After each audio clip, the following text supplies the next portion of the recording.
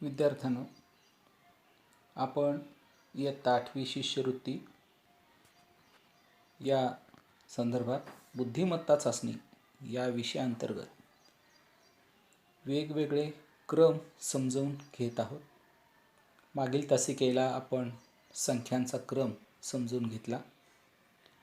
या तासिकेला आपण आकृत्यांचा क्रम समजून घेणार आहोत.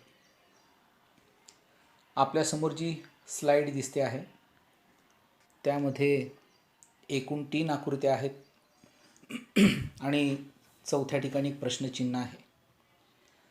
म्हणजे प्रश्नचिन्हाच्या जागी येणारी उत्तराची आकृती कोणती आहे हे आपल्याला शोधायचं आहे. परीक्षेमध्ये एकूण 4 पर्यायामध्ये उत्तराच्या आकृत्या दिलेल्या असतात. त्यातून योग्य पर्यायाची आकृती आपण निवडायची असते आणि योग्य पर्यायाचं वर्तुळ आपल्याला रंगवायचं असतं. आता आपण इथे बघूयात आकृती क्रमांक 1, 2, 3 आणि प्रश्नचिन्ह याकडे तुम्ही व्यवस्थित लक्ष द्या.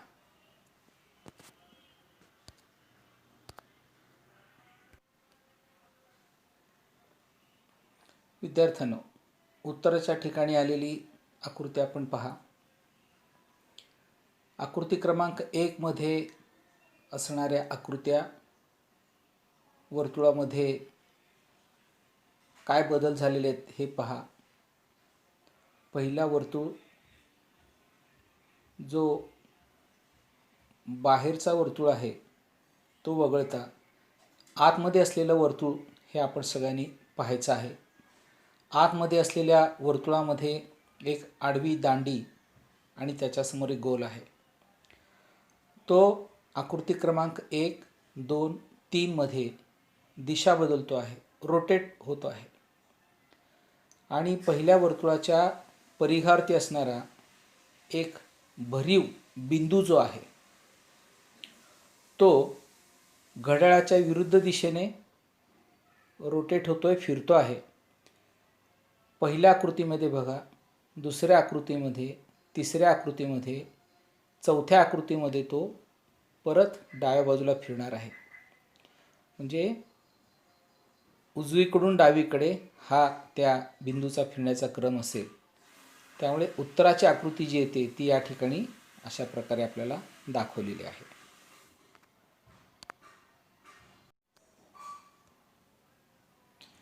विद्यार्थ्यांनो, आता ही आकृती पहा, ही स्लाईड पहा. यामध्ये आकृती क्रमांक 1, 2, 3 आणि चौथ्या ठिकाणी प्रश्नचिन्ह आहे. आकृती क्रमांक 1 मध्ये एक वर्तुळ आहे, त्याच्या आतमध्ये एक चौकोन आहे, त्यामध्ये एक त्रिकोण आहे आणि त्रिकोणाच्या खाली एक भरीव बिंदू दिसतो आहे. आकृती क्रमांक 2 मध्ये एक वर्तुळ, चौकोन, त्रिकोण आणि एक भरीव बिंदू आहे. आकृती क्रमांक 3 मध्ये चौकोन, त्रिकोण, एक भरीव बिंदू आहे.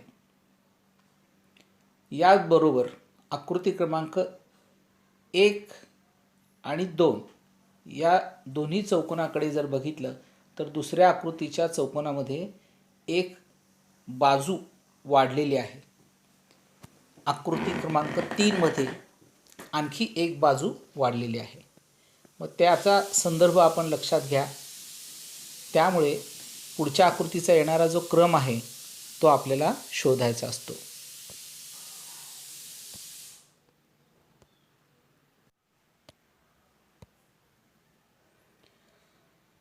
एकूण 3 आकृत्या पाहिल्या आपण. प्रश्नचिन्हाच्या ठिकाणी येणारी आकृती आपल्याला शोधायची आहे.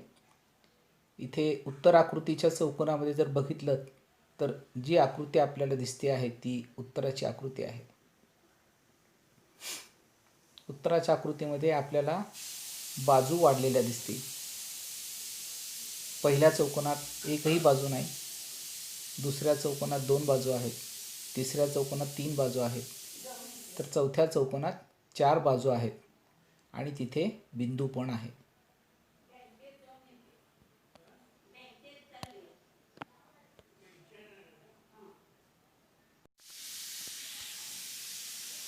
विद्यार्थ्यांनो, या आकृतीचे निरीक्षण करा. प्रश्न आकृती किंवा सराव आकृती आपण म्हणू शकतो. पहिला, दुसरा, तिसऱ्या आकृतीचा जो क्रम आहे तो लक्षात घ्या आणि त्यानंतर प्रश्नचिन्हाच्या ठिकाणी येणारी उत्तर आकृती आपल्याला शोधायची आहे. पहिल्या चौकोनामध्ये आपल्याला किती आकृत्या दिसतात किंवा चिन्हे दिसतात, त्यांची दिशा कुठे बदलली आहे दुसऱ्या आकृतीमध्ये बघा. तिसऱ्या आकृतीमध्ये परत ती बदलली आहे, वर गेली आहे. हा संदर्भ लक्षात घ्या आणि प्रश्नचिन्हाच्या ठिकाणी येणारी आकृती उत्तराची कोणती असेल हे आपल्याला शोधायचं आहे.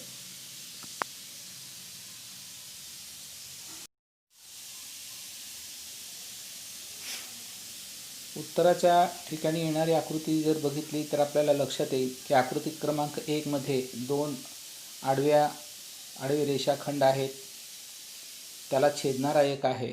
आकृती क्रमांक 2 मध्ये पण एकूण 3 रेषाखंड आहेत, 2 रेषाखंडांना एक छेदतो आहे.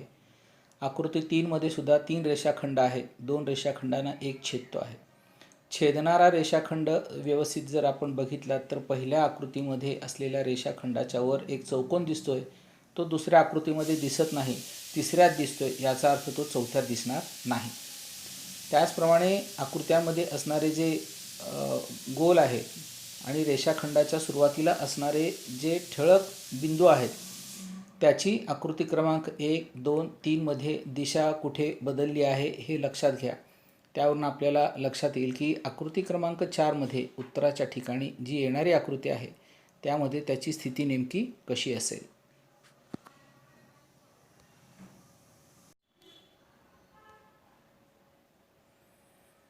विद्यार्थ्यांनो, या पुढच्या आकृतीमध्ये जर आपण बघा, इथे सुद्धा आपल्याला 1, 2 आणि 3 अशा या 3 आकृत्या आहेत. प्रत्येक चौकोनामध्ये एकूण 2 चिन्हे किंवा 2 आकृत्या समाविष्ट करण्यात आलेल्या आहेत. त्यांच्या प्रत्येकाच्या दिशेचा म्हणजे घड्याळाच्या दिशेने किंवा विरुद्ध दिशेने काही बदल आपल्याला दिसत असेल तो आपण शोधा. प्रश्नचिन्हाच्या ठिकाणी येणारी कोणती आकृती ही उत्तर आकृती असेल हे आपल्याला याच्यावरून निश्चित ओळखता येईल.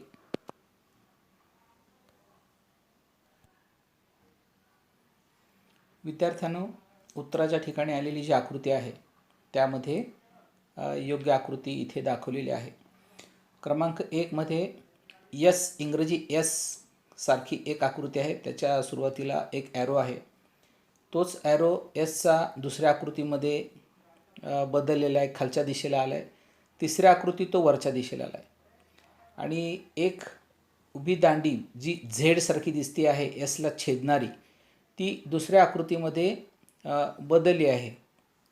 तिसऱ्या आकृतीमध्ये तिची रचना किंवा स्थान बदललेलं आहे. तर इथे जो तिसऱ्या आकृतीमध्ये दिसणारा एस आहे की ज्याच्यासमोर ॲरो आहे, तो ॲरो खालच्या दिशेला येणार आहे उत्तर आकृतीमध्ये.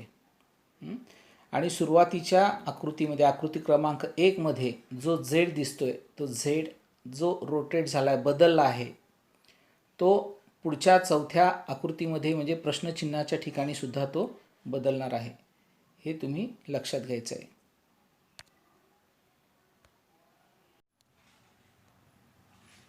विद्यार्थ्यांनो, ही आकृती बघा.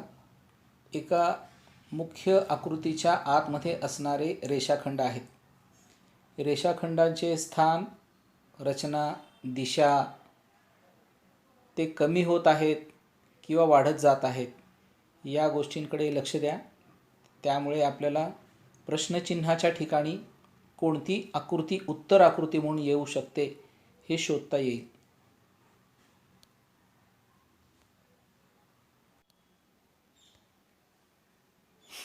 विद्यार्थ्यांनो, मुख्य जी आकृती आहे त्याच्या आतमध्ये असलेल्या रेषा ज्या आहेत किंवा रेषाखंड म्हणूयात, पहिल्या आकृतीमध्ये एकूण 3 आहेत, दुसऱ्या आकृतीत 4 आहेत, तिसऱ्या आकृतीमध्ये 5 आहेत. परंतु उभे 2 रेषाखंड जे आहेत ते तीनही आकृतीमध्ये एकसारखेच आहेत. त्यामुळे उत्तर आकृतीमध्ये सुद्धा 2 उभेच रेषाखंड येतील आणि त्याला छेदणारे रेषाखंड हे क्रमशः वाढत गेलेले आहेत.